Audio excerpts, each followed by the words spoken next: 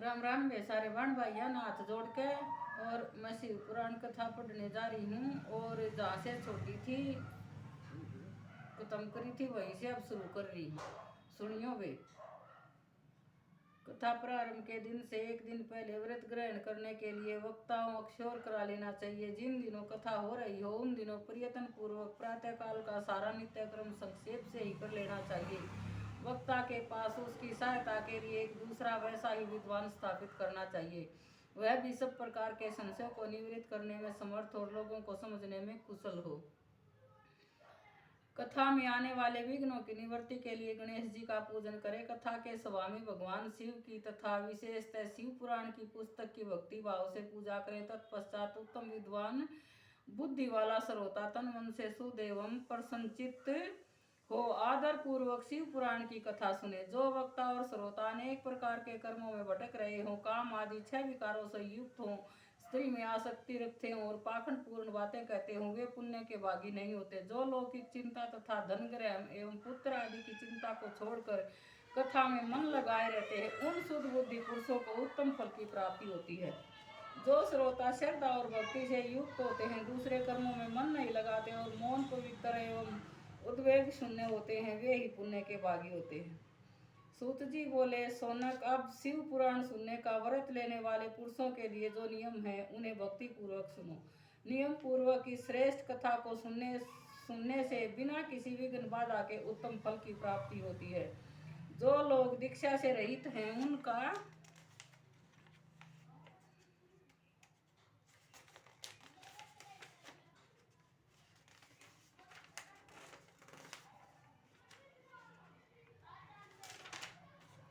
कथा श्रवण में अधिकार नहीं है। अतः मुझे कथा सुनने की इच्छा वाले सब लोगों को पहले वक्ता से दीक्षा ग्रहण करनी चाहिए। जो लोग नियम से कथा सुने उनको ब्रह्मचार्य से रहना, भूमि पर सोना, पत्तल में खाना और प्रतिदिन कथा समाप्त होने पर ही अन्न ग्रहण करना चाहिए। जिसमें शक्ति हो वह पुराण की समाप्ति तक उपवास करके शुद्धता पूर्वक भक्ति भाव से उत्तम शिव पुराण को सुने। इस कथा का व्रत लेने वाले पुरुष को प्रतिदिन एक भी बार हवि शांत भोजन करना चाहिए। जिस प्रकार से कथा श्रवण का नियम सुख पूर्वक सद सके वैसे ही करना चाहिए। गरिष्ठ अन्न, दाल, जला अन्न, सेम, मसूर, भाव दूषित तथा बासी अन्न को खाकर कथावर्ती पुरुष कभी कथा को न सुने। जिसने कथा का व्रत ले रखा हुआ पुरुष प्याज, लहसुन, हींग, गाजर, मादक वस्तु तथा आमिष कहीं जाने वाली वस्तुओं को त्याग दे।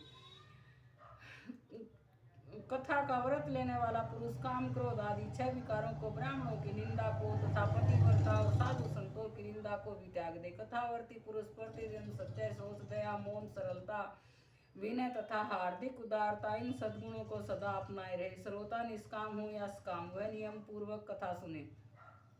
सकाम पुरुष अपनी अभिष्ट कामना को प्राप्त करता है और निष्काम पुरुष मोक्ष पा लेता है। दरिद्र, अक्षय का रोगी, पापी, भाग्यहीन तथा संतान रहित पुरुष को भी इस उत्तम कथा को सुने। काक, बंदे आदि जो 7 प्रकार की दुष्टा स्त्रियां हैं वे तथा जिसका गर्भ गिर जाता हो वह इन सभी को शिव पुराण की उत्तम कथा सुननी चाहिए। मुने, स्त्री हो या पुरुष, सबको यत्न पूर्वक विधि विधान से शिव पुराण की यह उत्तम कथा सुननी चाहिए। महर से इस तरह शिव पुराण की कथा के पाठ एवं श्रवण संबंधी यज्ञ सब की समाप्ति होने पर श्रोताओं को भक्ति एवं प्रवर्तन पूर्वक भगवान शिव की पूजा की भांति पुराण पुस्तक की भी पूजा करनी चाहिए। तदंतर विधि पूर्वक वक्ता भी पूजन करना आवश्यक है। पुस्तक को आच्छादित करने के लिए नवीन एवं सुंदर वस्ता बनाएं और उसे बांधने के लिए दर्द एवं दिम्य डोरी लगाएं, फिर उसका विधि पूर्वक पूजन करें। मुनि श्रेष्ठ इस प्रकार महान उत्सव के साथ पुस्तक और वक्ता की विधिवत पूजा करके वक्ता की सहायता के लिए स्थापित हुए पंडित का भी उसी के अनुसार धन आदि के द्वारा उससे कुछ ही कम सत्कार करें। वहां आए हुए ब्राह्मणों को अन्न, धन आदि का दान करें।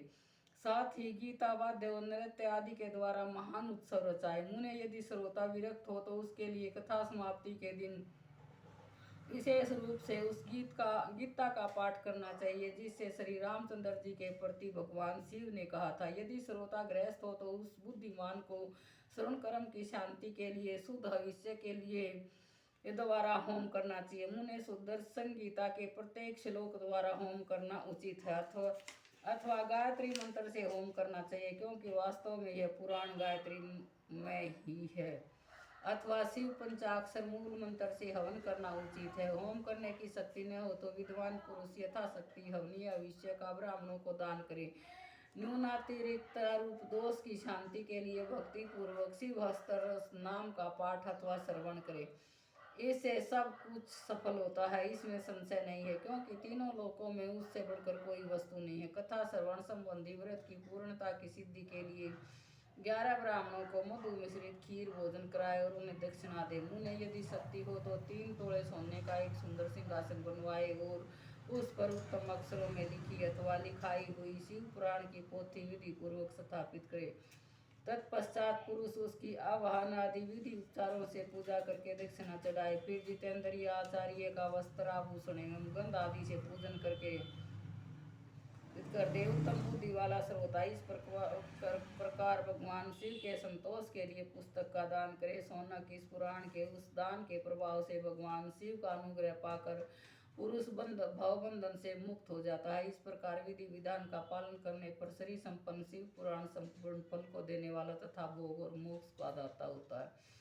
का वह सारा मातम्य जो संपूर्ण अभीष्ट को देने वाला है मैंने तुम्हें कह सुनाया। अब और क्या सुनना चाहते हो? श्रीमान शिव पुराण समस्त पुराणों के भाल का तिलक माना गया है। यह भगवान शिव को अत्यंत प्रिय ये तथा बहु रोग का निवारण करने वाला है। जो सदा भगवान शिव का ध्यान करते हैं उनकी वाणी उनके शिव के गुणों की स्तुति करती है और जिनके दोनों कान उनकी कथा सुनते हैं तथा जीव जगत में उन्हीं का जन्म लेना सफल है, वे निश्चय ही संसार सागर से पार हो जाते हैं। भिन्न भिन्न प्रकार के समस्त गुण जिनके सच्चिदानंद में स्वरूप का कभी स्पर्श नहीं करते, जो अपनी महिमा से जगत के बाहर और भीतर भासमान हैं तथा उनके बाहर और भीतर वाणी या मनोवर्ती रूप में प्रकाशित होते हैं, उन अनंत आनंद घन रूप परम शिव की मैं शरण लेता हूँ। शिव महापुराण विश्वेश्वर संगीता प्रयाग में सूत जी से मुनियों का तुरंत पाप नाश करने वाले साधन के विषय में प्रश्न। जो आदि और अंत में तथा मध्य में भी नित्य मंगल में उनकी समानता अथवा तुलना कभी भी नहीं है। जो आत्मा के स्वरूप को प्रकाशित करने वाले देवता परमात्मा हैं, जिनके 5 मुख हैं और जो खेल में अनायास जगत की रचना पालन और संहार तथा अनुग्रह एवं भाव रूप 5 प्रबल कर्म करते रहते हैं, उन सर्वश्रेष्ठ अजर अमर ईश्वर अंबिकापति भगवान शंकर का मैं मन ही मन चिंतन करता हूँ। व्यास जी कहते हैं, जो धर्म का महान क्षेत्र है और जहाँ गंगा यमुना का संगम हुआ है, उस परम पुण्य में प्रयाग में जो ब्रह्मलोक का मार्ग है, सत्यव्रत में तत्पर रहने वाले महातेजस्वी महाभाग महात्मा मुनियों ने एक विशाल ज्ञान यज्ञ का आयोजन किया। उस ज्ञान यज्ञ का समाचार सुनकर पौराणिक शिरोमणि व्यास शिष्य महामुनि सूत जी वहां मुनियों का दर्शन करने के लिए आए। सूत जी को आते देख वे सब मुनि उस समय हर्ष से खिल उठे और अत्यंत प्रसन्नचित्त से उन्होंने उनका विधिवत स्वागत सत्कार किया। तत्पश्चात उन प्रसन्न महात्माओं ने उनकी विधिवत स्तुति करके विनय पूर्वक हाथ जोड़कर उनसे इस प्रकार कहा, सर्वज्ञ विद्वान रोमहर्षण जी, आपका भाग्य बड़ा भारी है। इसी से आप व्यवसा जी के मुख से अपनी प्रसन्नता के लिए ही संपूर्ण पुराण विद्या प्राप्त की, इसलिए आए आश्चर्य स्वरूप कथाओं के भंडार हैं। ठीक उसी तरह जैसे रत्नाकर समुद्र बड़े बड़े सारभूत रत्नों का आगार है, तीनों लोक में भूत वर्तमान और भविष्य तथा और भी जो कोई वस्तु है वह आपसे अज्ञात नहीं है। आप हमारे सौभाग्य से इस यज्ञ का दर्शन करने के लिए यहाँ पधार गए हैं और इसी व्याज से हमारा कुछ कल्याण करने वाले हैं, क्योंकि आपका आगमन निरर्थक नहीं हो सकता। हमने पहले भी आपसे शुभ अशुभ तत्व का पूरा वर्णन सुना है, किंतु उससे तृप्ति नहीं होती, हमें उस सुनने की बारंबार इच्छा होती है। उत्तम बुद्धि वाले सूत जी, इस समय हमें एक ही बात सुननी है। यदि आपका अनुग्रह हो तो गोपनीय होने पर भी आप उस विषय का वर्णन करें। घोर कलयुग आने पर मनुष्य पुण्य कर्म से दूर रहेंगे, दुराचार में फंस जाएंगे और सबके सब सत्य भाषण से मुंह फेर लेंगे, दूसरों की निंदा में तत्पर होंगे, पराय धन को हड़प लेने की इच्छा करेंगे, उनका मन पराय स्त्रियों में आसक्त होगा तथा वे दूसरे प्राणियों की हिंसा किया करेंगे, अपने शरीर को ही आत्मा समझेंगे, मूढ़ नास्तिक और पशु बुद्धि रखने वाले होंगे, माता पिता से द्वेष रखेंगे, ब्राह्मण लोग रूपी ग्रास बन जाएंगे, वेद बेचकर जीविका चलाएंगे, धन का उपार्जन करने के लिए ही विद्या का अभ्यास करेंगे और मद से मोहित रहेंगे, अपनी जाति के कर्म छोड़ देंगे, को ठगेंगे, तीनों काल की संध्या उपासना से दूर रहेंगे और ब्रह्म ज्ञान से शून्य होंगे। समस्त स्त्रियां भी सर्वधर्म का त्याग करने वाले होंगे। कुसंगी, पापी और व्याभिचारी होंगे, उनमें शौर्य का अभाव होगा, वे कुत्सित शौर्य का चलाएंगे, शूद्रों का सा बर्ताव करेंगे और उनका चित्त काम का किंकर बना रहेगा। वैश्य संस्कार भ्रष्ट, सर्व त्यागी, कुमार, गिद्ध, नोपार्जन तथा नाप तोल में अपनी कुत्सत्यवृत्ति का परिचय देने वाले होंगे। इसी तरह शूद्र ब्राह्मणों के आचार में तत्पर होंगे, उनकी आकृति उज्ज्वल होगी, अर्थात वे अपना कर्म धर्म छोड़कर उज्ज्वल वेशभूषा से तो व्यर्थ घूमेंगे। वे स्वभाव ही अपने धर्म का त्याग करने वाले होंगे, उनके विचार धर्म के प्रतिकूल होंगे और वे कुटिल और द्विजिन होंगे। यदि धनी हुए तो कुकर्म में लग जाएंगे, विद्वान हुए तो वाद विवाद करने वाले होंगे, अपने को कुलीन मानकर चारों वर्णों के साथ वैवाहिक संबंध स्थापित करेंगे, समस्त वर्णों को अपने संपर्क से भ्रष्ट करेंगे। वे लोग अपनी अधिकार सीमा से बाहर जाकर द्विज सत्कर्मों का अनुष्ठान करने वाले होंगे। कलयुग की स्त्रियां प्राय सदाचार से भ्रष्ट और पति का अपमान करने वाली होंगी, सास ससुर से द्रोह करेंगी, किसी से वह नहीं मानेंगी, मलिन भोजन करेंगी, कुत्सित हाव भाव में तत्पर होंगी, उनका शील स्वभाव बहुत बुरा होगा और वे अपने पति की सेवा से सदा ही विमुख रहेंगी। सूत जी, इस तरह जिनकी बुद्धि नष्ट हो गई है, जिन्होंने अपने धर्म का त्याग कर दिया है, ऐसे लोग और परलोक में उत्तम गति कैसे प्राप्त होगी, इसी चिंता से हमारा मन सदा व्याकुल रहता है। परोपकार के समान दूसरा कोई धर्म नहीं होता है। जिस छोटे से उपाय से इन सब के पापों का तत्काल नाश हो जाए, उसे इस समय कृपा पूर्वक बताइए, क्योंकि आप समस्त सिद्धांतों के ज्ञाता हैं। व्यास जी कहते हैं, उन मुनियों की यह बात सुनकर सूत जी मन ही मन भगवान शंकर का स्मरण करके उनसे इस प्रकार बोले।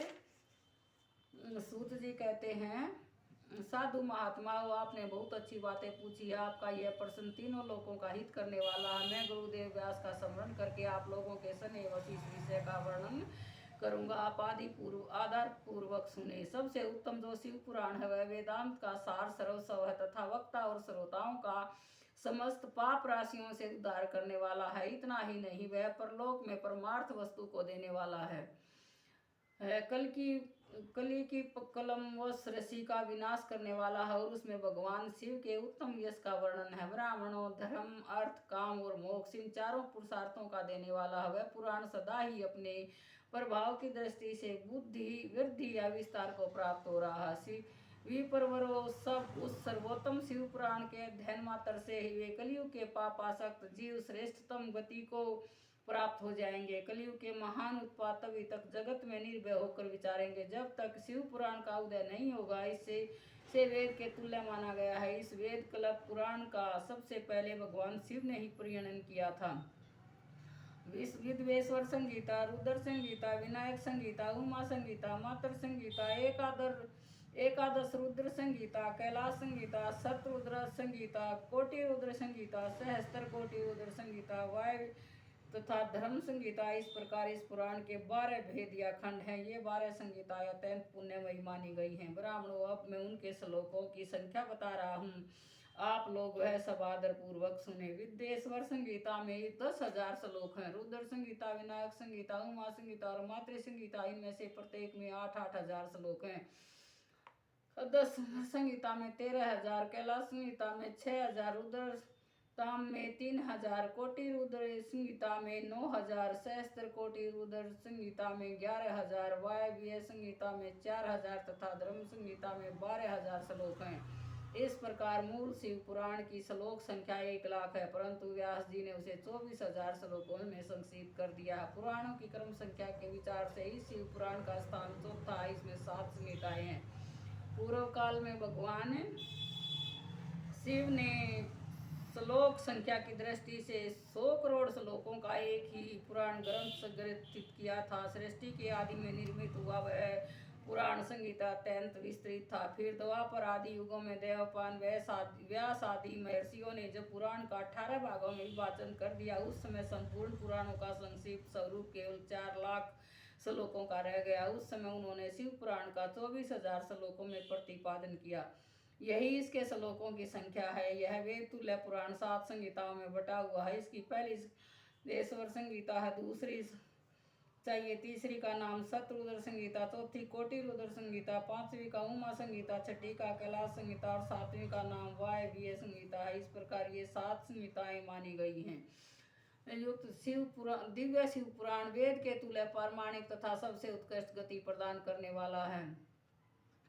यह निर्मल शिव पुराण भगवान शिव के द्वारा ही प्रतिपादित है। इसे शिव शिरोमणि भगवान व्यास ने संक्षेप संकलित किया है। यह समस्त जीव समुदाय के लिए उपकारक, त्रिविधि तापों का नाश करने वाला, तुल्य रहित एवं सत्पुरुषों को कल्याण प्रदान करने वाला है। इसमें वेदांत विज्ञान में प्रदान तथा निष्कपट प्रतिपादन किया गया है। यह पुराण ईर्ष्या रहित अंतःकरण वाले विद्वानों के लिए की वस्तु है। इसमें श्रेष्ठ मंत्र समूहों का संकलन है तथा धर्म, अर्थ और काम, स्त्री वर्ग की प्राप्ति के साधन का भी वर्णन है। यह उत्तम शिव पुराण समस्त पुराणों में श्रेष्ठ है। वेद वेदांत में वैध रूप से विलासित परम वस्तु परमात्मा का इसमें ज्ञान किया गया है। जो बड़े आदर से इसे पढ़ता और सुनता है वह भगवान शिव का प्रिय होकर पाप कर्म गति को प्राप्त कर लेता है। राम राम। अब मैं समाप्त कर रही हूँ। आगे की कथा कल पढ़ देंगे। सारी बाणा ने, बाण भाइया ने, राम राम।